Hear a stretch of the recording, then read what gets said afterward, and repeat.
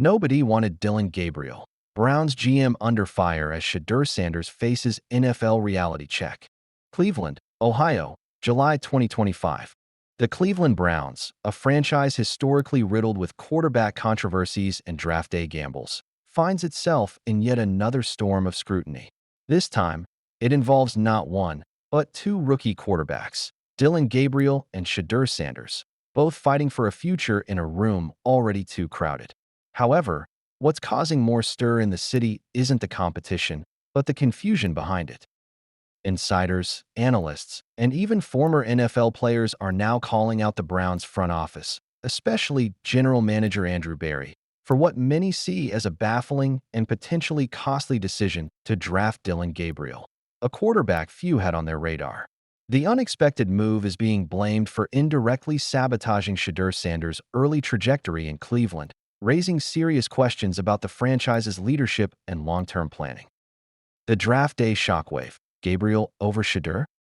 Back in April 2025, Browns fans watched with mixed emotions as the team made two eyebrow-raising decisions. First, they drafted Oklahoma quarterback Dillon Gabriel, followed shortly by Colorado star Shadur Sanders. While adding depth at quarterback isn't unusual in the NFL, picking two rookies in one draft class was a head-scratcher, especially considering Cleveland's rumored intention to pursue a franchise QB in the 2026 NFL Draft. So, why go for Gabriel? Why double up? Tony Grossi, a veteran Browns insider with over 40 years of experience covering Cleveland football, offered a tempered defense. At worst, Gabriel is a backup to the franchise quarterback and a possible trade chip in his third year, he explained, pointing to expiring contracts of Joe Flacco and Kenny Pickett. According to Grossi, it was about roster flexibility, not a statement of Gabriel's star potential. But not everyone is buying that explanation. Cecil Shorts slams the selection. Former NFL wide receiver and current analyst Cecil Shorts minced no words when discussing Gabriel's surprise selection during an episode of the Ultimate Cleveland Sports Show. "To me, talent-wise, Shedeur is way better than Dillon," Shorts stated emphatically. Dillon wasn't on nobody's list. Nobody was thinking about Dillon Gabriel being drafted in the first 3 rounds. Nobody. Let's be real here. Shorts wasn't just venting. He was diagnosing a systemic issue. Andrew Berry ain't good at drafting. Let's call a spade a spade. He ain't good at developing. So now, who says their job is safe?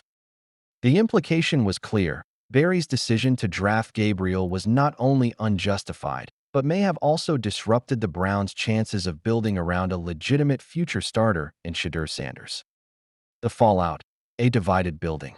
While Shadur Sanders was seen by many as a potential steal, taken in the 5th round, his integration into the Browns' system has been far from smooth. Instead of embracing the hype surrounding the former Colorado sensation, reports suggest the Browns' front office is deeply divided on what to do with him. Some insiders allege that team owner Jimmy Haslam personally pushed for Shedeur against the preferences of the scouting department. One source described the war room's mood as tense when his name was called, a chilling image that speaks volumes. Now, just weeks into his first NFL offseason, Sanders finds himself trailing behind 3 names on the QB depth chart: veteran Joe Flacco, journeyman Kenny Pickett, and rookie Dillon Gabriel. His position? Firmly at the bottom. From Boulder to the back seat, Shedeur's slide. Terry Pluto, a seasoned reporter and one of Cleveland's most respected sports voices, did not sugarcoat the reality facing Sanders. For Shadur Sanders, the reality is he's no longer special. Not in the eyes of the NFL, Pluto wrote. Statistically, only 7% of 5th-round quarterbacks become starters, and that number's been hanging over Sanders since the moment he arrived. That harsh truth has hit home. Unlike his days at Colorado, where he operated with complete freedom under the tutelage of his father, Deion Coach Prime Sanders, the NFL has shown no such deference. But Shedeur is not backing down. "Where I go, I'm trying to elevate the Cleveland Browns," Sanders told reporters. "Sometimes when you bring a different level of energy, not everyone in the building is going to like that." Energy clash or identity crisis. That quote wasn't just about motivation. It was a warning. Sanders is confident, vocal, and unapologetic. But in a locker room already stacked with uncertain veterans and an unclear future at quarterback, his swagger could be viewed either as refreshing or as a disruption. Kevin Stefanski, the Browns' head coach, now enters his sixth season with expectations at an all-time high and patience at an all-time low. After a disastrous 3-14 finish last season and the crumbling of the Deshaun Watson experiment, Stefanski's credibility is hanging by a thread. And Shedeur's presence isn't necessarily helping. He brings primetime energy into a franchise that's been scared of its own shadow for years, said an anonymous league scout. That's either going to transform the building or burn it down. Did the Browns miss their chance? If reports are true that Shadur Sanders was taken as an afterthought or as a concession to Haslam, the Browns may have fumbled a golden opportunity. Sanders was one of the most electric players in college football, throwing for 4,134 yards and 37 touchdowns in his final season, while also leading Colorado's revival under his father. Many scouts praised his ability to read defenses, his pocket mobility, and his signature fourth-quarter composure. But somehow, he dropped to the fifth round. Was it media noise?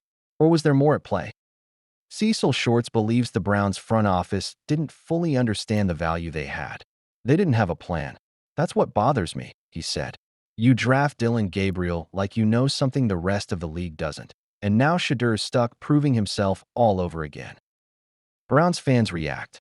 The Browns faithful are known for their passion and their pain. And once again, they're in turmoil.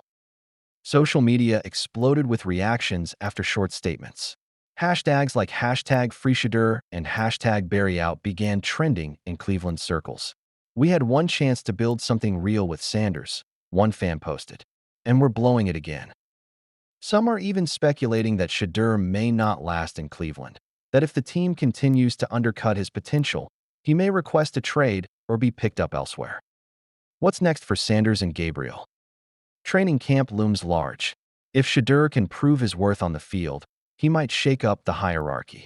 But the odds are long, and the margin for error is non-existent. Gabriel, meanwhile, will need to justify the front office's faith. The media heat is now firmly on him. A player once described as a reach now has to perform like a revelation. As for Kevin Stefanski and Andrew Berry, they are officially on the clock. The quarterback room isn't just full, it's combustible. And at the center of it all is a question no one seems ready to answer. Did the Browns just waste two quarterbacks, or did they waste the future? Stay tuned. What's next for Sanders and Gabriel? Training camp looms large. If Shedeur can prove his worth on the field, he might shake up the hierarchy. But the odds are long, and the margin for error is non-existent. Gabriel, meanwhile, will need to justify the front office's faith. The media heat is now firmly on him. A player once described as a reach now has to perform like a revelation. As for Kevin Stefanski and Andrew Berry, they are officially on the clock. The quarterback room isn't just full, it's combustible. And at the center of it all is a question no one seems ready to answer. Did the Browns just waste two quarterbacks, or did they waste the future? Stay tuned.